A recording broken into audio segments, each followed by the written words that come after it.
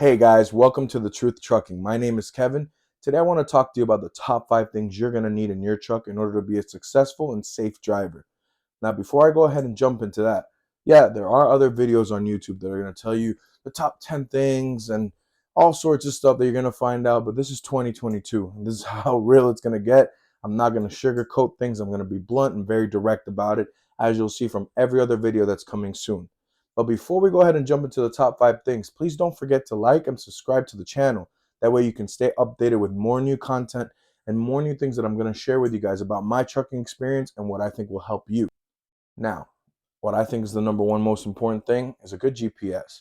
We can sit here and argue all night which GPS is better. Some drivers prefer to spend $400 to $500 on a GPS.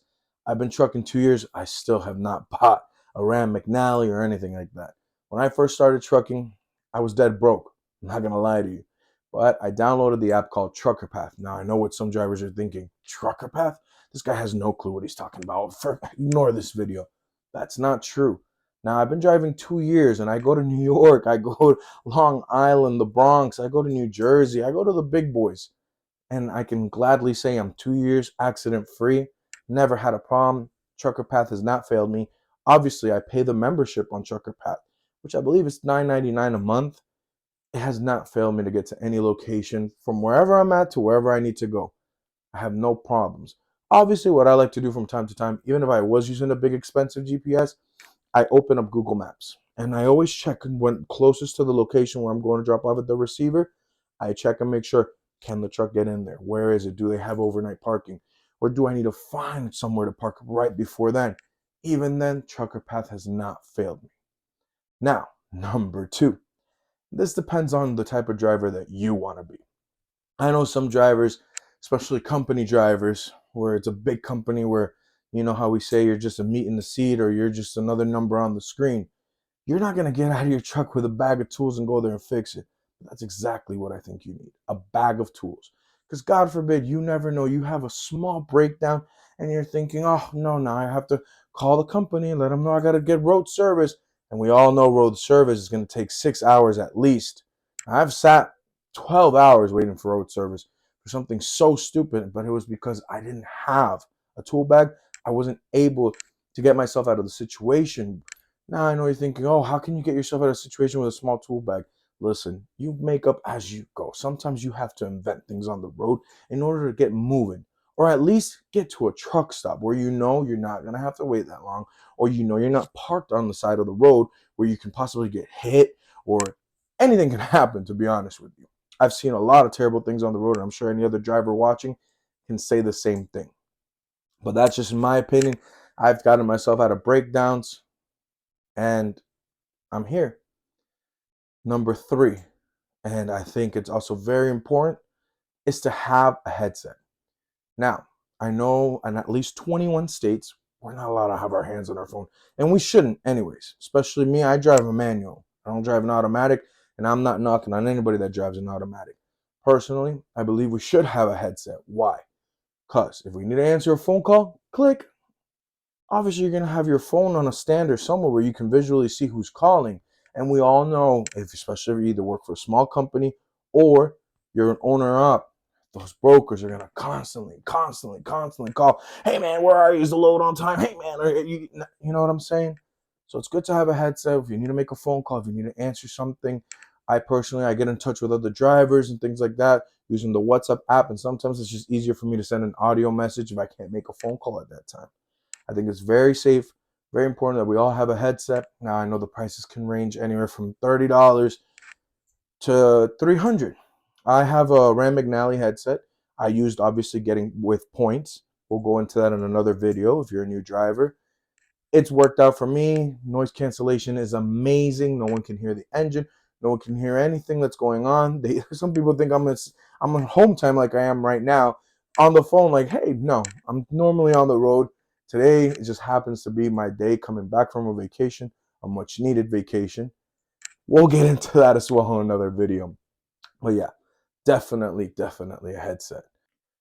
All right, number four. Definitely.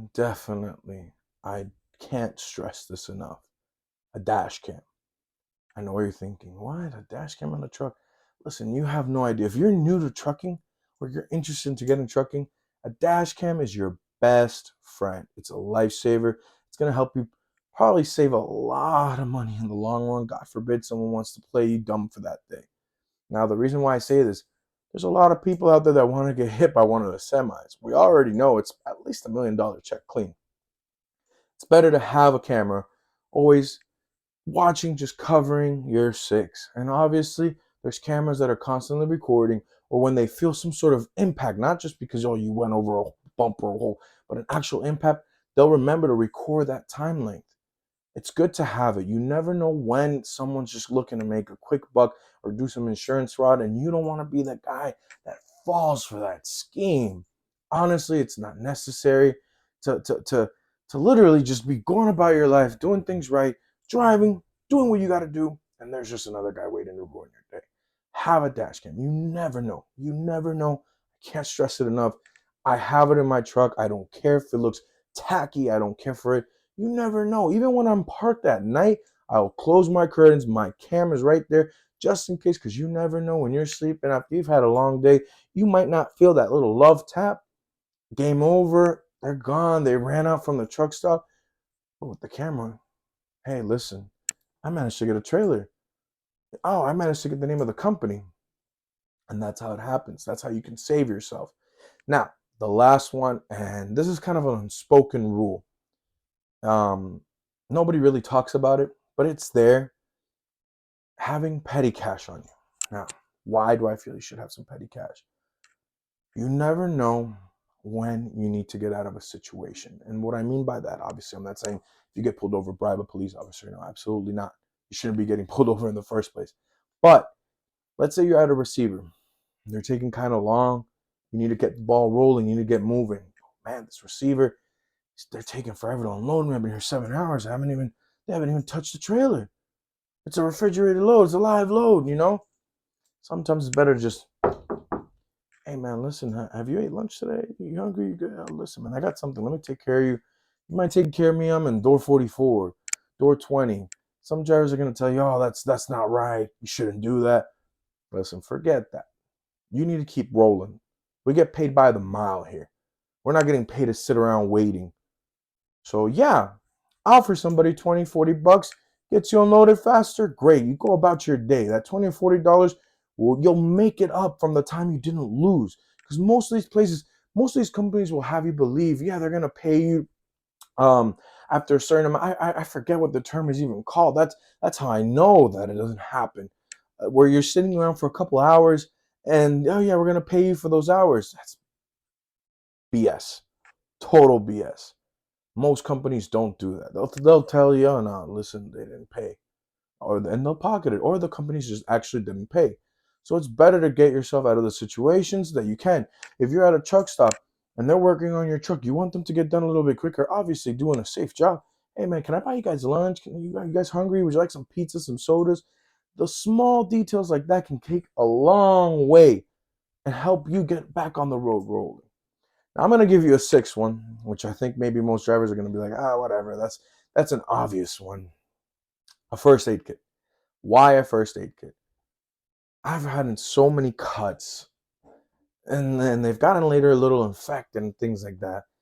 At least a first aid kit, it helps a little bit because I'm the type of person, I come from a third world country. I'm down and dirty. I'll get it under my truck, even if it's not my truck, even if it's a company truck. If I gotta, you know what I'm saying? If I gotta get in there, I gotta get in there. And I've gotten cuts where I've just grabbed some napkin or toilet paper or even, rolling tissue, the big napkins, wrap it around my finger, grab black tape, metal tape. All right, there it is, my homemade Band-Aid. Guys, just get a first aid kit. It makes it so much simpler. It makes it a lot more cleaner. And obviously, you don't want to be going to a receiver or a shipper with a finger wrapped up like that, looking like a mess. You know?